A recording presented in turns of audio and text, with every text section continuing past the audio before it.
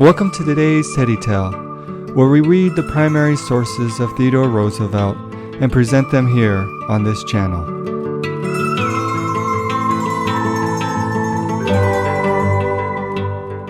Today, a series of letters from Theodore to his children, describing his adventures out west and the treasures he might possibly bring home.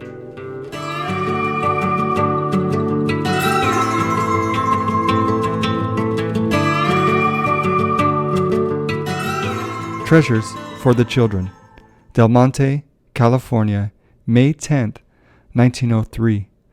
Blessed Kermit, the last week's travel I have really enjoyed. Last Sunday and today, Sunday, and also on Wednesday at the Grand Canyon, I had long rides, and the country had been strange and beautiful. I have collected a variety of treasures, which I shall try to divide up equally among you children.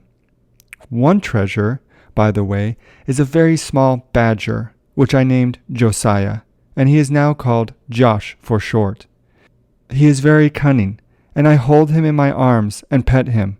I hope he will grow up friendly, that is if the poor little fellow lives to grow up at all. Dunley is taking excellent care of him, and we feed him on milk and potatoes. I have enjoyed meeting an old classmate of mine at Harvard. He was heavyweight boxing champion when I was in college. I was much interested in your seeing the wild deer. That is quite remarkable. Today, by the way, as I rode along the beach, I saw seals, cormorants, gulls, and ducks, all astonishingly tame.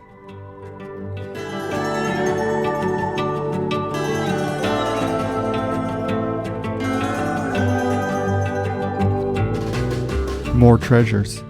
Del Monte, California, May 10th, 1903. Blessed Archie, I think it was very cunning for you and Quentin to write me a letter together. I wish you could have been with me today on Algonquin, for we had a perfectly lovely ride. Dr. Rixley and I were on two very handsome horses, with Mexican saddles and bridles, the reins of very slender leather with silver rings. The road led through pines and cypress forests, and along the beach. The surf was beating on the rocks in one place, and right between two of the rocks, where I really did not see how anything could swim, a seal appeared and stood on his tail half out of the foaming water, and flapped his flippers, and was as much at home as anything could be. Beautiful gulls flew close to us all around, and cormorants swam along the breakers or walked along the beach. I have a number of treasures to divide among you children when I get back. One of the treasures is Bill the lizard. He is a little live lizard called a horned frog, very cunning, who lives in a small box. The little badger, Josh, is very well and eats milk and potatoes. We took him out and gave him a run in the sand today. So far, he seems as friendly as possible. When he feels hungry, he squeals, and the colored porters insist that he is saying Dunley, Dunley, because Dunley is very good to him and takes care of him.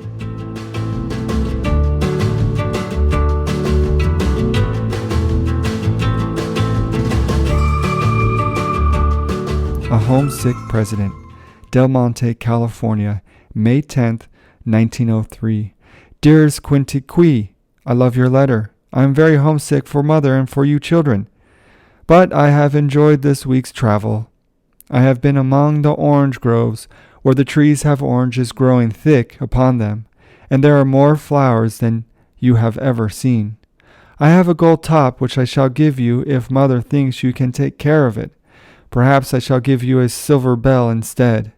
Whenever I see a little boy being brought up by his father or mother to look at the procession as we pass by, I think of you and Archie and feel very homesick.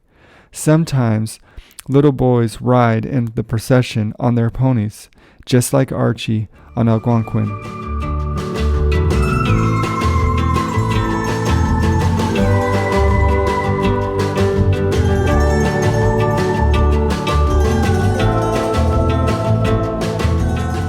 Josiah's Passion Day. Writing Senator Lodge on June 6, 1903, describing his return to the White House from his western trip, the president said, "Josiah the young badger is held with the wildest enthusiasm by the children and has passed an affectionate but passionate day with us. Fortunately, his temper seems proof."